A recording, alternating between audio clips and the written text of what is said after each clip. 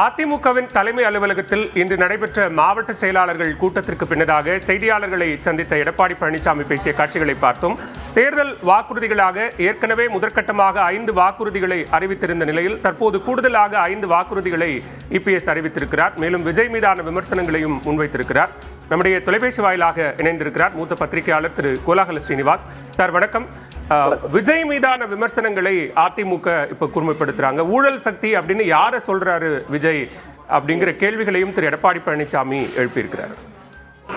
உண்மைதான். என்னன்னா, இந்த ஊழல் அப்படிங்கிற விஷயத்துல 2 கழகங்கள் மீதும் குற்றச்சாட்டு உண்டு. மிக கடுமையாக திமுகவை விமர்சித்து வருகிற விஜய், தன்னுடைய அரசியல் எதிரி அப்படின்னு சொல்லுகிற விஜய், ஊழல் சக்தி அப்படிங்கிற வார்த்தையை வச்சு திமுகவை டிஃபைன் பண்ணல. பட் அதே நேரத்தில் இது அதிமுக தான் சொல்லல.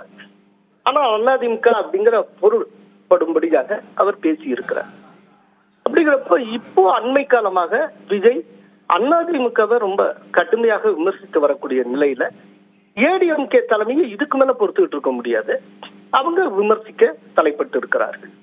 ஏன்னா இவர் ஒரு குற்றச்சாட்டை முன் வச்சு அதிமுக தான் கடுமையா பேசுறப்போ அதுக்கு மேல அந்த கட்சியினுடைய பொதுச் செயலாளர் எப்படி பார்த்துக்கிட்டு இருப்பாரு. சோ விஜய் கடந்த இதுக்கு முன்னால பேசினதுக்கான எதிர்வினையாக எடப்பாடி பழனிசாமி பேசி இருக்கிறார் அப்படின்னு நாம் புரிந்து கொள்ள வேண்டி இருக்கிறது. நயினார் நாகேந்திரன் நேற்றைக்கு செய்தியாளர் சந்திப்புல திமுக எதிர்ப்பு என்கிற புள்ளியில பாஜக கூட்டணிக்கு விஜய் வர வேண்டும் அப்படிங்கிறாரு. தமிழ்நாட்டுல கூட்டணிக்கு தலைமை தாங்குற அதிமுக விஜயை கடுமையா விமர்சிக்குது. இது முரணா இல்லையா? முரண்னா அவருடைய அபிப்பிராயத்தை சொல்லிட்டு அவர் ஒன்றும் வந்துடலையே. அவர் ஒன்றும் பெருசாலாம் வந்துடலையே. இது நீங்க இவ்வளவு தூரம் முரணை பத்தி பேசுறீங்க. சிபிஐ என்கொயரிக்காக டெல்லிக்கு போயிட்டு வந்ததுக்கு அப்புறம் பிஜேபி மீதான விமர்சனத்தை இவர் விஜய் குறைத்து கொண்டிருக்கிறாரு. அது ஏன் பிஜேபி பத்தி ரொம்ப தீவிரமா பேசல? கொள்கை எதிரி பிஜேபி, அரசியல் எதிரி டிஎம்கே டிஃபைன் பண்ணார்ல.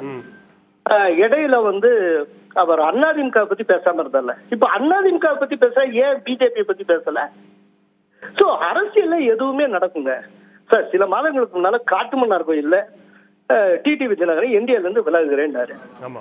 இன்னைக்கு இந்த உள்ள வந்துட்டாரு. இன்னைக்கு விட்டு கொடுப்பவர்கள் கெட்டு போவதில்லைன்னு வசனம் சொல்லிட்டாரு. அரசியல் இதுதான் அரசியல். இந்திய அரசியல்ங்கிறது எப்போது இது மாதிரி தான். அப்படிங்கிறப்ப நாளைக்கு இது வந்தான்னா நடந்தவை நடந்தவையாக இருக்கட்டும், இனி நடப்பவை நல்லவையாக இருக்கட்டும்னு வசனம் பேசிட்டு உள்ள வந்துடலாம். எது வேணாலும் நடக்கலாம். இதுக்கு எந்த முறையும் வருவார் அப்படின்னு சொல்றீங்களா? வர்றதுக்கு வாய்ப்பு இருக்கு. அதுக்கு ஒரே ஒரு காரணத்தை மட்டும் சொல்றேன். இது ஸ்ட்ராட்டஜிக் ரீசன். இப்ப என்ன அப்படின்னா, அவர் கடந்த 2 மாநில மாநாடுகள்ல கூட்டணிக்கு அழைப்பு விடுத்திருக்கிறார். ஆட்சிக்கு வந்தால் அதிகாரத்தில் பங்குன்னு கூட்டணிக்கு மெனக்கட்டு சொல்லி இருக்கிறார். ஆனால் இப்போ வரைக்கும் அதிகாரபூர்வமா ஒரு கட்சி கூட அவரோட கூட்டணிக்கு தயாராக இல்லை. ரைட்டா? கூட்டணியே இல்லாமல் எடுப்புல கட்சி ஆரம்பிச்ச சில மாதங்கள்ல இவர் களத்துல என்ன ஆகும்? வெளியில எங்களுக்கு 40% சப்போர்ட் இருக்கு, அந்த சப்போர்ட் எல்லாம் பேசலாம். எல்லா கட்சியும் அப்படித்தான் பேசுவாங்க.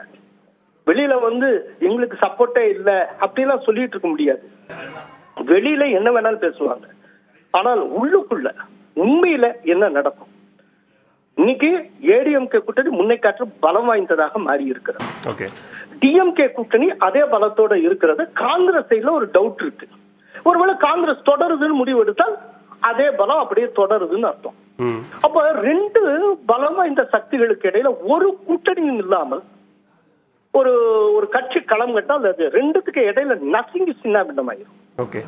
சார், நீங்க என்னைக்குமே அரசியல்ல நாம என்ன ஆயுதம் எடுக்கணுங்கிறத எதிரி தீர்மானிக்கிறான். எதிரிகள் ஒரு வலுவான கூட்டணியோட இருக்கிறப்போ நீங்க கூட்டணி இல்லாமல் அந்த எதிரிகளை எதிர்கொள்ள முடியுமா?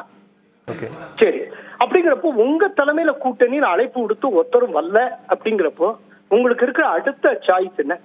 நீங்க ஏதோ ஒரு கூட்டணியில அகாமடேட் பண்ணித்தான் ஆகணும். அதாவது அங்கேயும் ஒரு சிக்கல் இருக்கு இல்லையா? இங்க முதலமைச்சர் வேட்பாளர் திரு எடப்பாடி பழனிசாமி, தாவேக்கால முதலமைச்சர் வேட்பாளர் திரு விஜய். அப்ப 2 முதலமைச்சர் வேட்பாளரா ஒரு அணியில முரண்பாடே கிடையாது. எப்படிங்கிற சொல்றேங்க. அதாவது விஜய் தலைமையை ஏற்று விஜய் கூட்டணிக்கு வந்தால் விஜய் தான் முதல்வர் வேட்பாளர்.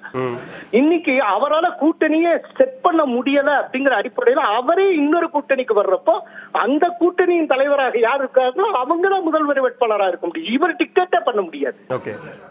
இவர் இன்னொரு கூட்டணிக்கு வர்றாரு அப்படின்னாலே அவர் ஏற்கனவே சொன்ன நிலையிலிருந்து அந்த இடத்துல இருந்து கீழே இறங்கிட்டாருன்னு அர்த்தம். இப்ப விஜய் தலைமையிலான கூட்டணியை நோக்கி யாராவது வர்றாங்கன்னா அங்க விஜய் தாங்க முதல்வர் வேட்பாளர், அந்த சந்தேகம் இல்லை. ஆனால் அதிமுக தலைமையிலான தமிழக என்டிஏவுக்குள்ள நான் வரேன்னு முடிவு பண்ணிட்டீங்கன்னா அந்த கூட்டணி தலைமைக்கு இவர் கட்டுப்பட்டவர். அதுக்கப்புறம் இவர் நான் முதல்வர் வேட்பாளர் கொடி பிடிச்சிட்டு இருக்க முடியாது. அப்படி சொன்னா அவருக்கு அந்த கூட்டணியில இடம் கிடைக்காது. அதனால இது ஏற்கனவே கன்க்ளூட் பண்ணிடுறேன். அப்படிங்கிறப்போ அவர் கூட ஒரு கட்சியும் வரல அப்படின்னா கிட்டத்தட்ட சின்ன பின்னமாயிருவார். டபுள் டிஜிட்ல பெர்சன்டேஜ் ஆஃப் ஓட்ஸ் கிடைக்குமே ஒழிய டபுள் டிஜிட்ல கூட அவருக்கு தொகுதிகள் கிடைக்காது. சிங்கிள் டிஜிட்ல நின்று போகும்.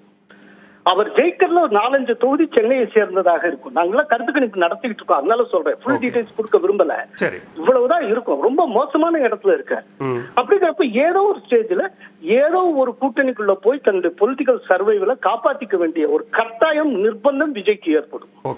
அப்படிப்பட்ட சூழ்நிலையில அவருக்கு ஒரே ஒரு ஆப்ஷன் தான் உண்டு, என்டிஏவுக்குள்ள வருவது.